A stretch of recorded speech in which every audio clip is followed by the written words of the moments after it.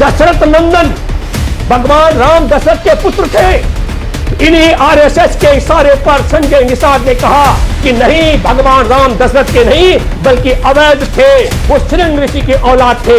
इसका मतलब यह हुआ, उसने कहा कि खीर खा के बच्चे पैदा नहीं होते हैं। इसका मतलब यह कहा गया है, संजय निषाद ने कहा कि भगवान राम की मां कौशल्या बच्चलन थी, उसने ऋषि के साथ संबंध बना करके गर्भ धारण किया। तो भगवान राम की मां को बच्चलन बताने वाले भगवान राम अपनी बाप की औलाद नहीं दशरथ की, वो श्रृंग ऋषि के औलाद है। भगवान राम को भी अपने बाप के औलाद न बताने वाले भारतीय जनता पार्टी की सरकार में शामिल है। अगर नरेंद्र मोदी आपके मन में रत्ती भर भी हमारे देश के शहीदों के प्रति सम्मान है, तो इस अधनंगी महिला से पद्मश्री को वापस लो और जेल में डालो इसको। इसने हमारे देश के आजादी के नायकों को भिखारी बताया है, इसने हमारी देश की आजादी के पर सवाल खड़ा किया है और इसने कहा कि 2014 में आजादी मिली है।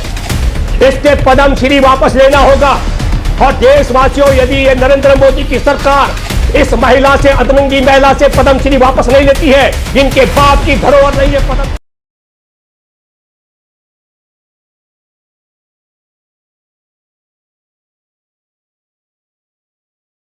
नमस्कार, मैं हूं भूपेंद्र रावत और आज मैं आपसे बात करूंगा।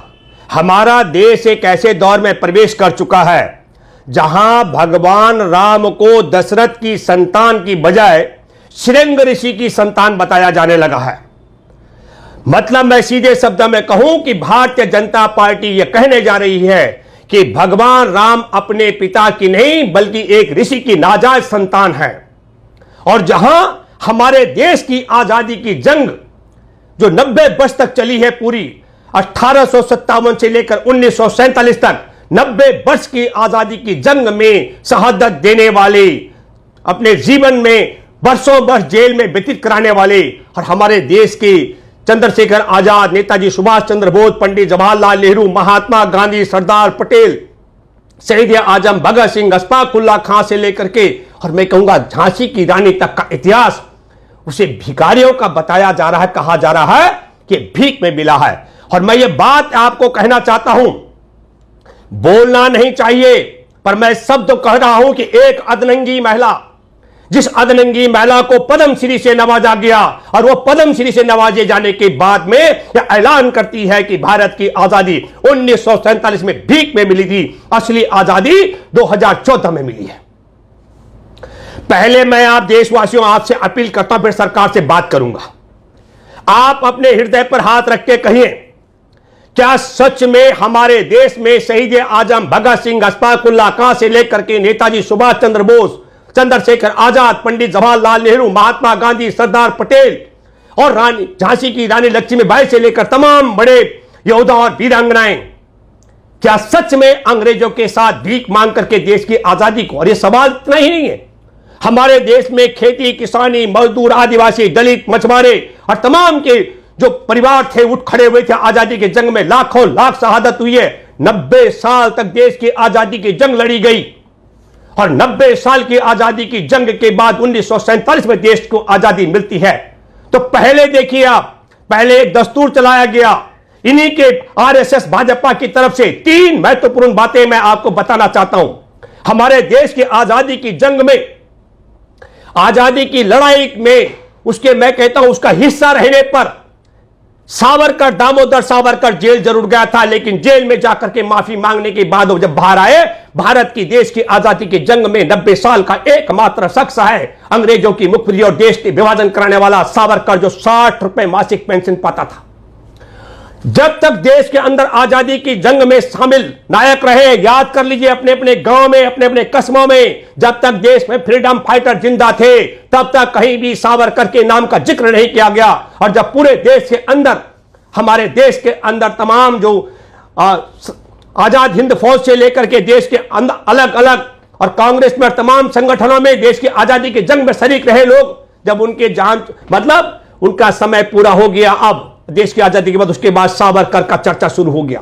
और इस समय आपको बताना चाहता हूं, पहले चर्चा चलाती है आरएसएस संघ परिवार के टेलीविजन की चर्चा होती है, उसमें बताया जाता है कि 99 साल की लीज पर आया है और अब एक अर्धनग्न महिला जिसका वीडियो वायरल हो रहा है, मैं माफी चाहते हुए बोल रहा हूं कि महिलाओं के विषय में मुझे ऐसा नहीं बोलना चाहिए, लेकिन अर्धनग्न महिला को पद्मश्री से नवाजा जाता है और वो महिला बताती है कि हमारे देश की आजादी 2014 में मिली है। तो पहले नरेंद्र मोदी, अमित शाह, मोहन भागवत, तुम बताओ, यदि ये आजादी हमको 2014 में मिली है, 1947 में नहीं मिली, तो ये जो आप अमृत महोत्सव मनाने की बात करते हो, वो कौन सा अमृत महोत्सव तुम मनाने जा रहे हो? और 2014 में यदि हमको आजादी नहीं 1947 में मिली, तो अर्धनंगी महिला को जिसको तुमने पद्मश्री से नवाजा है, इस पर देशद्रोह का मुकदमा बनाओ। इस अर्धनंगी महिला ने पद्मश्री पाने के बाद कहा कि शहीद आजम भगत सिंह, अशफाक उल्लाह खां, चंद्रशेखर आजाद, सरदार पटेल, पंडित जवाहरलाल नेहरू, लक्ष्मी रानी, झांसी की रानी लक्ष्मीबाई, हर महात्मा गांधी और तमाम देश के लाखों लाख शहादत देने वाले लोग भिखारी थे। उन्होंने भीख में हमारे देश को आजाद कराया है। और मैं ये बात भी कहना चाहता हूं आपके माध्यम से, अगर नरेंद्र मोदी आपके मन में रत्ती भर भी हमारे देश के शहीदों के प्रति सम्मान है, तो इस अर्धनंगी महिला से पद्मश्री को वापस लो और जेल में डालो इसको। इसने हमारे देश के आजादी के नायकों को भिखारी बताया है, इसने हमारी देश की आजादी के पर सवाल खड़ा किया है और इसने कहा कि 2014 में आजादी मिली है। इसके पद्मश्री वापस लेना होगा। और देशवासियों, यदि ये नरेंद्र मोदी की सरकार इस महिला से, अर्धनंगी महिला से पद्मश्री वापस नहीं लेती है, इनके बाप की धरोहर नहीं है पद्मश्री, हमारे देश का सम्मान है। पद्मश्री का भी अपमान कराया गया, अर्धनंगी महिला को पद्मश्री दिलाया गया, देश की आजादी को भी कलंकित कराया गया। अर्धनंगी महिला से हमारे देश के आजादी के नायकों को भिखारी बताया गया और जो आजादी हासिल की उसे भीख में मिली आजादी बताया गया है। और मैं दूसरा सवाल करता हूं, यदि नरेंद्र मोदी और मोहन भागवत, तुम्हारी सरकार, तुम्हारा आर्य संघ परिवार हमारे देश की आजादी को आजादी नहीं मानता है, तो मेरे प्यारे देशवासियों, देश के ऐसे गद्दारों को, अर्धनंगी महिला को पद्मश्री नवाजने वालों को, हमारे देश की आजादी के जंग के नायकों को भिखारी बताने वाले, भीख में मिली आजादी बताने वालों को देश से निकाला करो, सत्ता से बेदखल करो। यह अपील मैं आपसे करता हूं। मैं दूसरा सवाल करता हूं, यही नहीं, हमारे देश के आजादी के नायकों को, देश की आजादी को भीख और भिखारी बताया गया हो। हमारे देश के करोड़ों करोड़ हिंदुओं के हृदय में बसे भगवान राम, मैं हिंदुत्ववादियों के राम की बात नहीं कर रहा हूं, मैं उस राम की बात कर रहा हूं जो हर एक की जुबान में होता है, बस भगवान राम की बात कर रहा हूं, मैं इनके हिंदुत्व वाले राम की बात नहीं कर रहा हूं। दशरथ नंदन भगवान राम दशरथ के पुत्र थे। इन्हीं आरएसएस के इशारे पर संजय निषाद ने कहा कि नहीं, भगवान राम दशरथ के नहीं बल्कि अवैध थे, वो श्रृंग ऋषि के औलाद थे। इसका मतलब यह हुआ, उसने कहा कि खीर खा के बच्चे पैदा नहीं होते हैं। इसका मतलब यह कहा गया है, संजय निषाद ने कहा कि भगवान राम की मां कौशल्या बच्चलन थी, उसने ऋषि के साथ संबंध बना करके गर्भ धारण किया। तो भगवान राम की मां को बच्चलन बताने वाले भगवान राम अपनी बाप की औलाद नहीं दशरथ की, वो श्रृंग ऋषि की औलाद है। भगवान राम को भी अपने बाप की औलाद न बताने वाले भारतीय जनता पार्टी की सरकार में शामिल है। मेरे प्यारे देशवासियों, मैं आपसे कहना चाहता हूं, जो लोग भगवान राम को अपने बाप की औलाद नहीं मानते हैं, वो दूरी बना करके रखें। लेकिन जो मानते हैं कि भगवान राम दशरथ नंदन थे, कौशल्या के पुत्र थे और कौशल्या के चरित्र पर सवाल खड़ा किया जा रहा हो और उसके बताया जा रहा हो कि वो अपने बाप की औलाद नहीं है भगवान राम, ऐसा बताने वालों को आपको सबक सिखाना पड़ेगा। मैं पूछना चाहता हूं योगी आदित्यनाथ, मैं पूछना चाहता हूं, तुमने 9.5 लाख दिए जलाए दीपावली के दिन, जबकि श्रद्धा गुप्ता ने आत्महत्या की थी तुम्हारे पुलिस अधिकारियों के बेरहमी के कारण, अत्याचार के कारण। उसका शारीरिक शोषण, मानसिक शोषण हो रहा था, शायद हर तरीके का शोषण से आत्महत्या की थी। 9.5 लाख दिए जलाकर तुमने 12 लाख दिए बताए, उसमें भी तुमने घोटाला कराया। और उत्तर प्रदेश के चुनाव से पहले तुमने भगवान राम के बाप पर सवाल खड़ा करा दिया। उसकी मां, भगवान राम की मां कौशल्या के चरित्र पर सवाल खड़ा करा करके पूरे हिंदू धर्म को अपमानित करा डाला है। यदि तुम ये मानते हो योगी आदित्यनाथ, मोहन भागवत, अमित शाह, नरेंद्र मोदी, कि भगवान राम सच में अपने बाप की औलाद नहीं थे, वो किसी और ऋषि के औलाद थे। भगवान राम की मां बच्चलन थी, उसने किसी ऋषि के साथ संबंध बनाकर राम को पैदा किया था। तो तुम सार्वजनिक करो। और अगर तुम ये मानते हो कि नहीं ये झूठा आरोप है, भगवान राम दशरथ की ही औलाद थे, भगवान राम की मां कौशल्या बच्चलन नहीं थी, उसने किसी ऋषि के साथ संबंध नहीं बनाए थे, तो अविलंब संजय निषाद को अपने दल से बाहर, गठबंधन से बाहर करके हथकड़ी लगाकर जेल में डालो। लेकिन देशवासियों, ये दो सवाल मैं आपके सामने करते करते मैं बात करना चाहता हूं। हमारे देश में राम राज की बात की जाती है, पर राम राज क्या होता है ये तुलसीदास ने रचना की थी। मैं जिक्र कर रहा हूं कासगंज का। कासगंज में अल्ताफ 23 साल के मुस्लिम लड़के पर पुलिस घर से उठा के ले गई 8 तारीख को, और 9 तारीख को उसकी लाश सौंप दी। उस पर मुकदमा था लड़की को भगाने का, और वो अपने घर में खाना खा रहा, वो लड़की आज तक नहीं मिली। 363 366 का मुकदमा था। जो मुकदमा है कार्रवाई करो। मैं अल्ताफ पर कार्रवाई की बात नहीं कर रहा हूं, पर मैं हैरान हूं मेरे प्यारे देशवासियों, न केवल भगवान राम को अवैध बताया गया, बाप पर, उसके राम के बाप पर सवाल खड़ा किया गया, भगवान राम की मां के चित्र पर सवाल खड़ा कर दिया गया, बल्कि राम राज की पटकथा लिखने वाले तुलसीदास के कासगंज में भी मैं आपको बताना चाहता हूं 5 फुट से लंबे, 5 फीट से ज्यादा ऊंची हाइट वाले अल्ताफ को जहां 2.5 फीट की ऊंचाई पर टूटी लगी थी, वहां फांसी लगा करके आत्महत्या करने वाला बताया गया। और इससे बड़ी विचित्र बात है, उत्तर प्रदेश का कैबिनेट मंत्री सिद्धार्थ सिंह क्या बोलता है कि अल्ताफ के पिता ने कह दिया मैं कोई कार्रवाई नहीं चाहता हूं। एक बात सुन लो, हे योगी और योगी के गुंडों, उसके लटायतगिरी करने वाले पुलिस वालों, ये देश संविधान से चलता है, संघ के विधान से नहीं चलता है। हत्या की है गई है, अल्ताफ की हत्या, और उसके पिता को विवश करके तुमने अंगूठा लगवाया। हालांकि वो खुलासा कर चुके हैं कि तुमने अंगूठा किसी और बात का लगवाया था। अल्ताफ का परिवार पूरा भी लिख दे कि हां हमको कार्रवाई नहीं चाहिए, लेकिन मैं कहता हूं हमारे देश का कानून इजाजत नहीं देता है। अल्ताफ की हत्या करवा दी गई। ये बात मैं इसलिए जोड़ के कह रहा हूं आपसे, आप समझ लीजिएगा।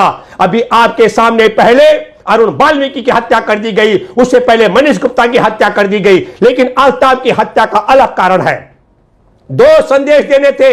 एक तो इन्होंने पहले कह दिया, एक संदेश पहुंचा दिया कि राम हराम के थे, अपने बाप के नहीं थे, किसी और ऋषि की संतान थे, उनकी मां कौशल्या बच्चलन थी, और रामायण के रचनाकार महर्षि वाल्मीकि को तो पहले डकैत बताया था। अब तुलसीदास के कासगंज में भी 2.5 फीट की ऊंचाई पर बनी टूटी में 5 फीट के जवान की हत्या करवा दी गई, आत्महत्या दिखाई गई।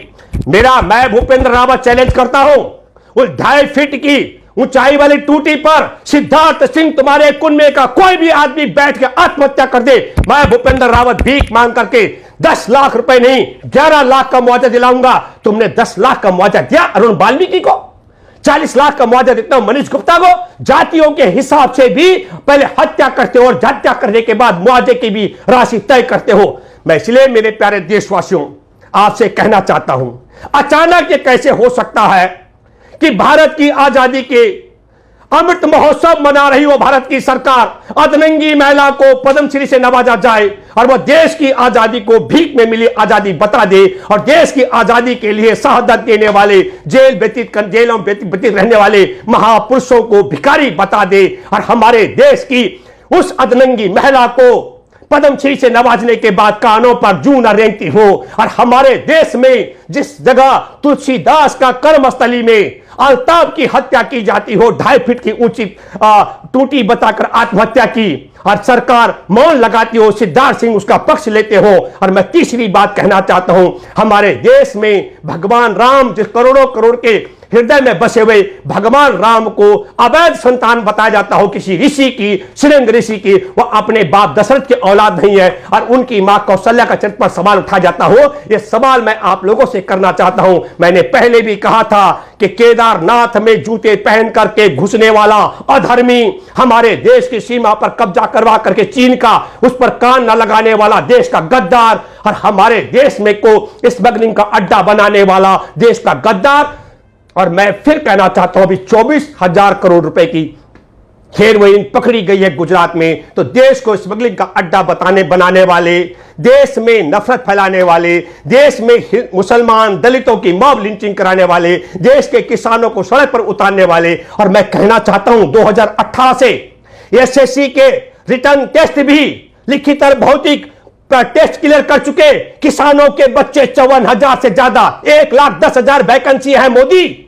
और तुम उन 54,000 बच्चों का 2018 से उनकी आयु, उनका ओवर एज होने जा रहा है, उनको तुम नौकरी नहीं दे रहे हो। और मैं हैरान हूं, अफसोस होता है कि मोदी तुम्हारी पुलिस राजधानी दिल्ली में संसद की चौखट पर उनको परमिशन भी नहीं दे रही है विरोध प्रदर्शन करने का। किसान खेत में अन्न पैदा करता है, उसकी फसल का दाम नहीं मिलता है, उसका बेटा पढ़ लिख करके टेस्ट क्लियर कर दे, उसका बेटा भाग दौड़ करके अपना शारीरिक टेस्ट भी क्लियर कर दे और वह नौकरी नहीं पाता है, यह बहुत अफसोस की बात है। तो मेरे दोस्तों, मैं आपको बताना चाहता हूं, किसान को फसल नहीं मिल रही है, उसके जवान बेटों को लिखित में टेस्ट क्लियर करने के बाद नौकरी नहीं मिल रही है, भगवान राम के बाप पर भी सवाल खड़ा कर दिया गया, मां को बच्चलन बताया जा रहा है और तुलसीदास की कर्मस्थली में हत्या करके आत्महत्या बताया जा रहा है। और हमारे देश की आजादी के अमृत महोत्सव में देश को आजादी की भीख में मिला